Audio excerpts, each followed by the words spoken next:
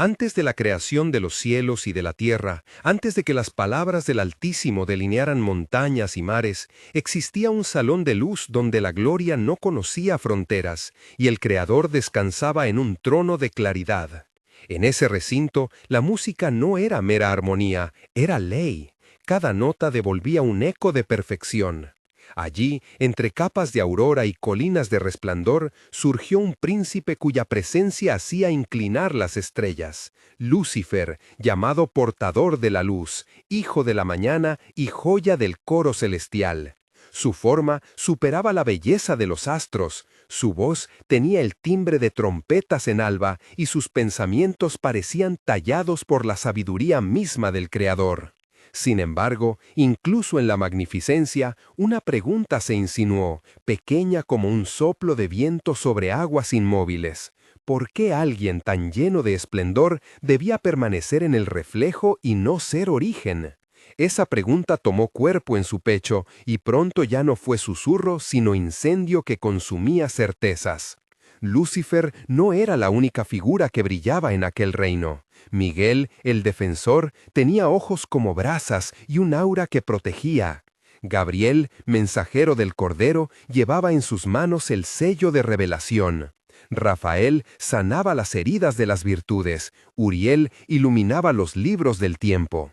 Aún así, entre estos arcanos y príncipes menores, 7 nombres destacaban como fuerzas propias. Lucifer, Leviatán, señor de las profundidades; Azazel, custodia de secretos; Beelzebub, el inflador del fervor; Mamón, quien veía en el oro un dios; Abadón, portador de ruina; y Samael, juez sombrío. Cada uno tenía un ámbito, un ritmo y una debilidad. Las plumas de sus alas susurraban historias distintas. La de Leviatán llevaba el olor salado de abismos. La de Azazel crujía como pergamino antiguo. La de Beelzebub vibraba con voces de multitudes. En cada encuentro había una pequeña escena sensorial: la salpicadura de agua tras una carcajada, el polvo de antiguas escrituras en la nariz de Azazel, la frialdad metálica del consejo cuando Mamón hablaba de riquezas. Eran príncipes y señores, y sin embargo, la unidad que sostentaba la corte comenzaba a agrietarse por una sombra de inquietud. En la intimidad de su pensamiento, Lucifer habló consigo mismo en un monólogo que fue a la vez oración y acusación. ¿Acaso la luz que me fue dada no merece ser fuente?, preguntó. ¿No es justo que aquel que refleja tenga también derecho a reinar por derecho propio? Las palabras eran como piedras lanzadas contra un estanque, produciendo círculos que alcanzaron corazones cercanos. Se repitió, en noches en que la aurora aún dormía, contemplando su reflejo en el río que brotaba del trono: no seré más sombra de otro. Aquella semilla de orgullo encontró terreno fértil en recuerdos de favores, en miradas de admiración que, mal comprendidas, pareció un reconocimiento de derecho. No tardó en traducir su duda en discurso, no ya interno sino dirigido a quienes compartían apetitos escondidos. Susurros sobre justicia y cambio. ¿Himarán oídos fatigados? ¿Por qué seguir preservando un orden que nos limita? Fue una frase que resonó en los corredores donde las luces hacían tapices de oro. Llegó el tiempo de buscar aliados. Su primer paso fue hacia Leviatán, cuyo vasto reino de aguas profundas respondía con ecos. Leviatán, dijo Lucifer, la obediencia te retiene cuando tus dominios podrían abrir nuevos mares. Unido a mí, podríamos rediseñar el horizonte. Leviatán respondió con voz que sonó como ola sobre piedra. Tu propuesta tiene la marea de la audacia, murmuró, pero te pregunto, ¿qué precio pagaríamos por romper la marea que nos sostiene? Intercambiaron frases que olían a sal y metal, conversaciones de 8 turnos que tejieron promesas y dudas, cada réplica cargada de matices sensoriales, el sabor frío del agua, el crujir de escamas, la presión en el pecho como antesala de la sumersión. Luego, Lucifer fue a Azazel y habló en la penumbra de bibliotecas arcanas. Azazel, dijo, conoce secretos olvidados, palabras que quiebran juramentos. ¿No es preferible gobernar desde la raíz del conocimiento?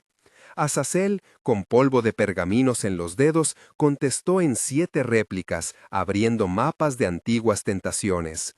Más tarde se acercó a Belzebub y a Mamón, ofreciendo fascinación y promesa, conversando largo y cuidadosamente hasta que sus voces concordaron en tono y objetivo. A Miguel y Gabriel, emisarios del trono, llegaron rumores de seducción verbal. Entre los encuentros hubo diálogos extensos, siempre entrelazados de detalles olfativos, visuales y auditivos que hacían la persuasión una experiencia total. En la asamblea que siguió se produjo la ruptura pública. En el gran concilio, donde las hospes se alineaban como olas de luz, Lucifer se levantó y habló. ¿No es tiranía que la gloria sea reflejo de otro?, proclamó. ¿No merece la creación una nueva dirección? Miguel le respondió con voz de hierro. Quien se alza contra el Altísimo trastorna la ordenación de todas las cosas, dijo. Se produjo entonces un intercambio de palabras que dividió al salón en 2 corrientes. La tensión se palpaba en el aire, el olor a cera y incienso se mezcló con un hálito metálico de alarma. La multitud murmuró, algunos recurrieron a los nombres de antiguos gobernantes, otros cerraron los ojos como si pudieran contener la tormenta. Los juramentos se formaron en cadenas verbales. «Juro por mi corona que no me someteré», dijo uno. «Juro por la fidelidad al Cordero que resistiré», replicó otro. El juramento se convirtió en pacto y la polarización en batalla potencial, una fisura que comenzaba a propagarse. Y entonces comenzó la guerra, que sacudiría los cimientos. Las hostes se encontraron y el firmamento se volvió campo de conflicto. Las armas no eran solo lanzas, eran palabras convertidas en huracán. En un duelo de diálogos de 9 intercambios, Lucifer y Miguel intercambiaron acusaciones y confesiones. «¿Eres tú quien pretende revocar lo establecido?», dijo Miguel. «No revoco, transformo», respondió Lucifer. «¿Transformar es negar al Creador?», dijo Miguel. «Negar es ejercer libertad», dijo Lucifer. Su conversación se alternaba con estallidos de luz, con el sonido de plumas desgarrándose y del metal chocando con metal. Leviatán derribó columnas de nubes con su aliento. Azazel soltó secretos que quebraron alianzas. Beelzebub agitó multitudes que entonaron cantos insurgentes. Los sentidos se sobrecargaron. El aire olía a ozono y sangre. Las luces parpadeaban como si la aurora misma vomitara fuego, y un frío profundo recorría los huesos de los testigos. Hubo momentos de coraje y sacrificio. En una escena, Rafael protegió a los caídos. Sus manos desprendían un calor curativo que olía a tierra mojada. En otra, Uriel abrió pergaminos que mostraron futuros posibles como relámpagos de tinta. Los diálogos en el campo de batalla fueron largos, con gritos, súplicas, recriminaciones. Cada intercambio añadía peso a la lucha, y la guerra escaló hasta un clímax donde la misma música del cielo se fracturó en disonancias. La derrota llegó no solo por fuerza, sino por resignación, y la caída fue tan física como espiritual. Lucifer y sus compañeros sintieron que la gravedad del juicio se hacía carne. Caer fue como atravesar capas de memoria. En el descenso, Lucifer recordó la infancia de su vocación, cuando sus plumas se empapaban de alabanzas inocentes. Recordó favores y responsabilidades, la formación que recibió junto a Miguel y Gabriel, y la pérdida que no supo nombrar, el anhelo de ser más que luz reflejada. Esa backstory ocupó su mente en un tramo íntimo y extenso. Nacido de una chispa de la misma gloria, Lucifer creció en la proximidad del trono. Aprendió melodías que tejían el cosmos, fue educado en sabiduría y oficio. En su adolescencia celestial sintió el gozo de ser distinguido, la exaltación que llegó con los primeros encargos, la confianza depositada por el Creador. Con el tiempo experimentó pequeñas renuncias. retiraba su brillo para que otros resplandecieran, ocultaba su canto para que el coro no desentonara, y esas renuncias se sedimentaron en una sensación de vacío. La formación le dio herramientas inmensas y a la vez una cárcel de expectativas. Cuando ciertas responsabilidades le fueron delegadas, descubrió que la admiración no alimentaba el alma, que el ser visto era distinto a ser fundamento. En esta etapa perdió la inocencia y ganó una ambición que se convirtió en motor de su pensamiento. Fue esa mezcla de ser amado y no ser origen lo que finalmente lo empujó a buscar más. Esa historia de infancia, formación, pérdida y presente explicaba en parte su caída, y la convertía en tragedia humana antes que simple rebelión divina. 3 momentos de tensión marcaron el punto de no retorno. En el primero, la oferta a Mamón se volvió trampa. Lucifer susurró promesas y Mamón, con ojos de oro, vaciló. «Si tú guías, el oro fluirá», dijo Lucifer. «¿Y el precio?», preguntó Mamón. «La libertad de correctos apetitos», replicó Lucifer. El silencio que siguió tuvo el espesor de la codicia, y cuando Mamón dijo sí, las cadenas del deseo empezaron a moverse. En el segundo momento, Azazel vaciló entre revelar un secreto que podría salvar vidas o romper juramentos. Su mano tembló sobre un pergamino que olía a tinta antigua. «Si lo digo, temo las consecuencias», murmuró. «Si lo callo, temo mi alma», respondió. El conflicto interno lo desgarró hasta que eligió la lealtad a Lucifer y el pergamino cayó entre hombres como una semilla de ruina. En el tercero, cuando el concilio se rompió, una voz en la multitud preguntó con llanto verdadero por la misericordia del Cordero. «¿No hay lugar para arrepentimiento?», gritó alguien con nombre olvidado. La pregunta atravesó la batalla como cuchillo de luz y dejó una fisura de esperanza en medio del estruendo. La caída generó transformaciones visibles y simbólicas.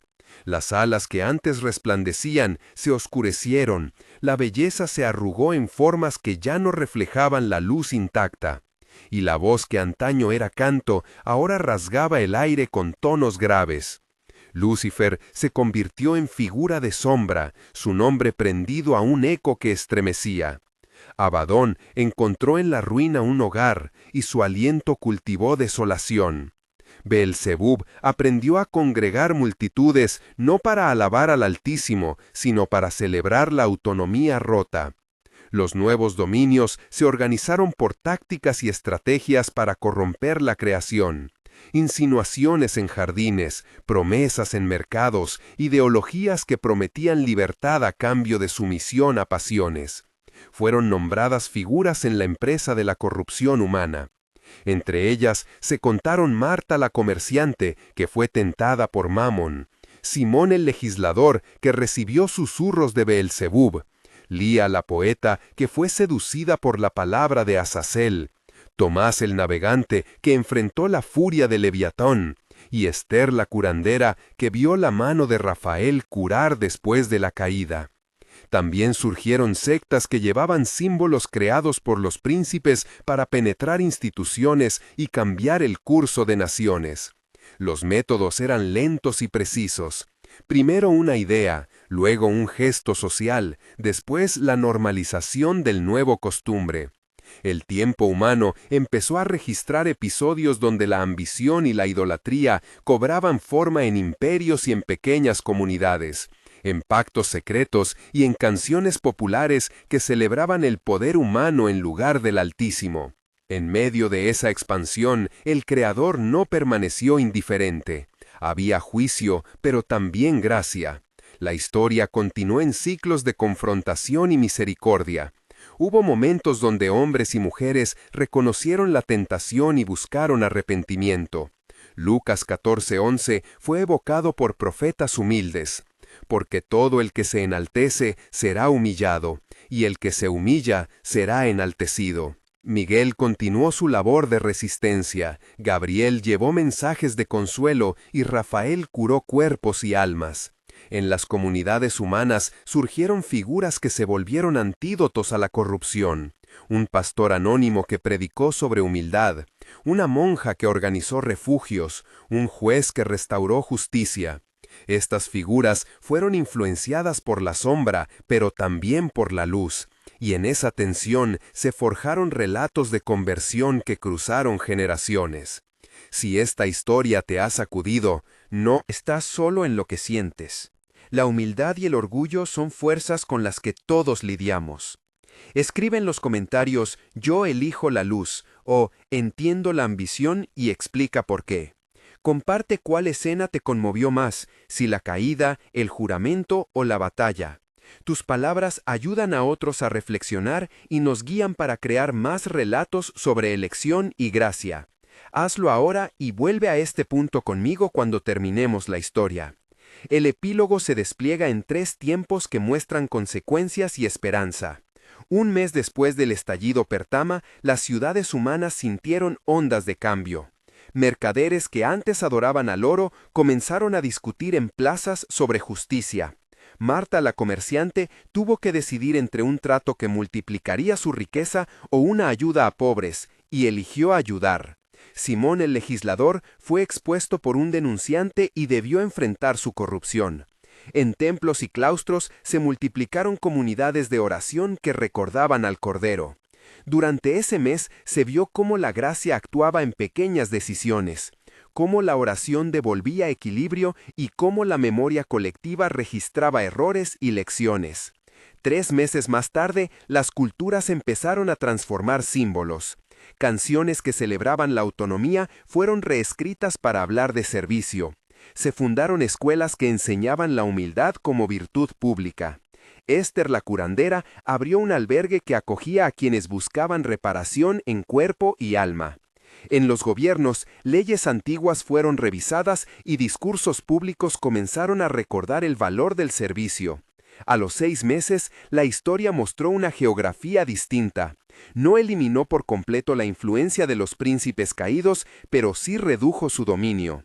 Surgieron movimientos que reparaban ecosistemas y promovían la justicia social, inspirados por relatos de arrepentimiento y por la persistencia de la gracia. Las comunidades aprendieron a reconocer tentaciones disfrazadas de libertad y a valorar la humildad como fuerza de coherencia social. En la memoria humana quedaron lecciones vivas. El poder que busca elevarse a expensas del otro es destructivo. La riqueza cinética corroe y la verdad puede ser un antídoto a la seducción. El Creador siguió llamando a la reconciliación y muchas voces respondieron. Recapitulando, la caída de quienes un día fueron luz nos recuerda que la gloria no anula la responsabilidad. La aplicación práctica es sencilla y urgente. En cada decisión pequeña, elige la humildad. En cada tentación, recuerda que la libertad sin raíz moral lleva a la ruina. La esperanza permanece porque la gracia del Altísimo no es finita. El Cordero ofrece perdón y la posibilidad de restauración. Si este relato te ha tocado, suscríbete para más historias que mezclan fe, historia y esperanza. Aquí contamos cómo las decisiones moldean destinos y ofrecemos reflexiones que fortalecen la vida espiritual. Comparte en los comentarios tu elección y acompáñanos en esta comunidad de aprendizaje. Todo el que se exalta será humillado, y todo el que se humilla será exaltado.